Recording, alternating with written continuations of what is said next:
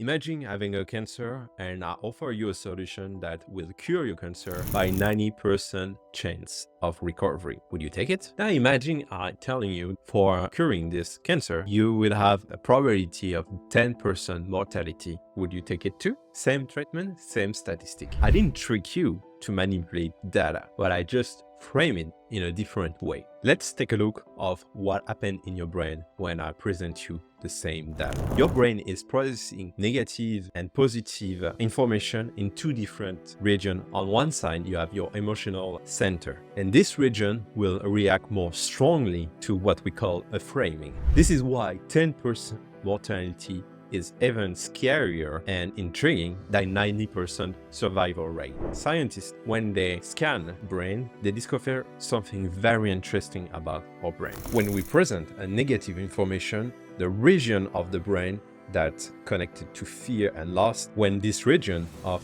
negative information, fear and loss are activated, it's even before the positive. So that means your brain is hijacking your interpretation of this number to only focus on the negative aspect more than on the positive. The loss and the fear are activated before even you actually process the number and do the math. Okay, that's great, but what is the situation of modern society where framing is everywhere? Only 3 rooms left, 97% booked. Don't miss out. Join now. Save $50. Avoid paying full. All this incur and nudge are actually based on fear more on the positive aspect. So social media and e-commerce platform and news organization aren't just sharing information. They're carefully picking and choose what they want to present to you, and then getting better and better every day. A real news headline: unemployed dropped by 4% versus 95% of job seekers find jobs. Same information. There's nothing wrong to reframing to act or behave in a certain way. But the problem arises when framing is bypassing the rational decision making, when it's weaponizing our choice, buying things that we don't need, believe things that aren't true.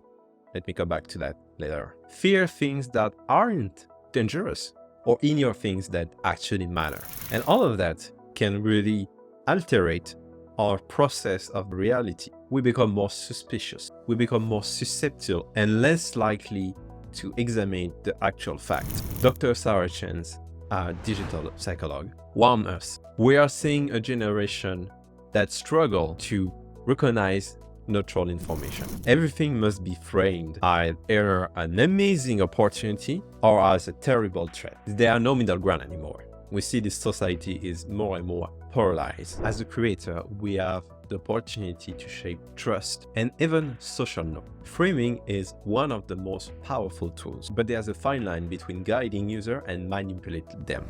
Let's talk about ethical and dark pattern. As a creator, you have to recognize when framing becomes a dark pattern. Framing crosses into dark pattern when it's intentionally deceptive, pressure, and limit user choice. For instance, only 3 rooms left become manipulative if the number is fake, or to create unnecessary panic. What to do instead? Prioritize honestly. If urgent is real, provide context. 3 rooms available based on live inventory. That's much more on it. Transparency builds trust without compromising conversion. And if YouTube frame you to actually watch this video, please type YouTube and as a comment in the comment below. I will know that you watched the video, and don't forget to subscribe too. Let's go back to the video. You can create internal guideline in your team or template for framing that exclude, manipulate, tactical like fear-based, forcing urgency, and guilt tripping. Give you an example. Instead of don't miss out or saving, you can say your saving opportunity ending soon. Don't wait. You keep the urgency. You maintain urgency without emotional trigger. The goal of framing should be to inform, not to pressure. And again, you can test that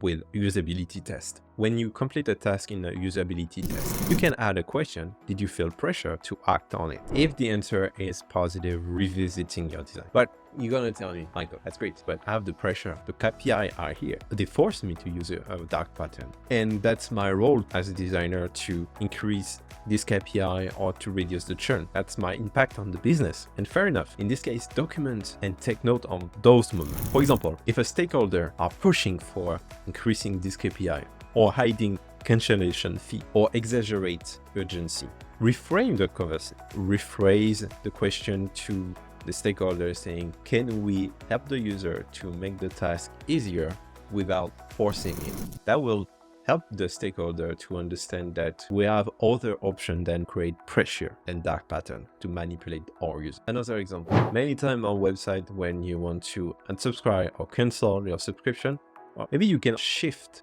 the dark pattern to a different frame. For example, instead of canceling now will lose all your perks, you can reframe it, continue your subscription to keep all your perks active. In this way, you let the user act on their own instead of trying to put pressure. And on top of that, you build loyalty and long-term trust, which are more valuable than short-term wins. Finally, you can frame for user benefit instead of just conversion. For example, instead of act now to save, shift to act now to maximize your saving for future plans. This approach balances urgency with user value. So you see, I give you technique, strategy to help the user to make decision and build trust and loyalty. All these techniques are great, but let's zoom out a bit on our current society. As we know, the world changed to a much more biased system where we have information present in a very extreme way. You have to be pro or you have to be against something. You have politicians and brands that present reality and shape reality the way they want, what we call a post-reality. What does it mean by that? Words are losing them. That means you can say something and change the definition of this word because you say so. Even I present to you fact, now it's not really important. It's more like my emotion. My opinion will be above the actual fact. We're seeing with the Trump election, even you bring facts, they will tell you their truth. And their truth is not a fact, it's just their opinion. So we're living in this world of post-verity, post-reality where you can shape reality the way you want. We have to be careful in our design to not acting like that, and we have this pressure from the business to always trying to increase the revenue or to reduce the churn, but we have a responsibility as a citizen, as a human being, to really not acting on our emotion bias, to really think through, to remove fear of our decision and to really present that of, do I really need to buy? Why I need to have this urgency? Why I am acting on this fear? Maybe I should think twice about this buying. Maybe I can postpone this buying. It is really urgent when I see, oh, you're really lucky. This room I usually don't have availability, but today they have. It seems to be a bit oriented for that, a bit tricked. My point today is we're living in this world where people are acting so fast because it's so easy to get a package from Amazon and delivery on the next day, or to buy a car, to book a flight on the go like that. And it's also super easy to cancel at any time. But you can cancel in 1 month, it's fine. You can adjust anything you want. All this flexibility are tricking you more to buy more and more. But we are less and less critical. If this person said it must be true, but did we really check our information? When we do a research on the AI or even on Google, are we really sure that the information is not biased and not framing in a way that reinforce or confirmation bias? Many times AI, for example, like ChatGPT, will never tell you, sorry, I don't know, this is not possible. They would prefer to give you an answer, even it's wrong, even it's not a good answer. When you correct them saying this is not true, they will, oh, sorry, let's correct that. And they will present another information to never deceive you. So we have to really be careful about that, because we see more and more people are just shaping their reality, shaping and framing the world they want to be and not what it actually is. That was just my warning about framing. It touched the dark pattern, it touched the design, and as a designer, as a creator, as a developer, even as a project manager, this is our responsibility to say, no, we don't want to instill fear, pushing people to buy more, to create this urgency, this fake urgency at the end of the day, just to increase or to satisfy our KPI. As a creator, that's our responsibility too. But as a citizen, it's also our responsibility to understand and clearly see when people are trying to manipulate you, to frame the situation in order to guide you in a decision that is not yours. So that's all, guys, for this new video about framing.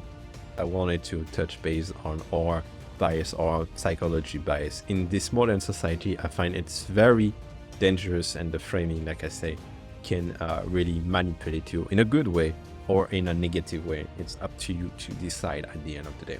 Thank you for watching. Don't forget to subscribe, leave a comment. That will be very helpful for my channel, and give a like. We will see on the next video. If you are in Montreal, please join us to the Friend of Figma. We are doing like an event every month, something like that. So if you want to meet me, I will be happy to chat with you. And yeah, so I'm back on YouTube, and if you have any idea of a new video, I will be very happy to hear you. It's a new setup, it's a new start, it's a new year. So let's bring this channel above and beyond. We'll get together on the next one.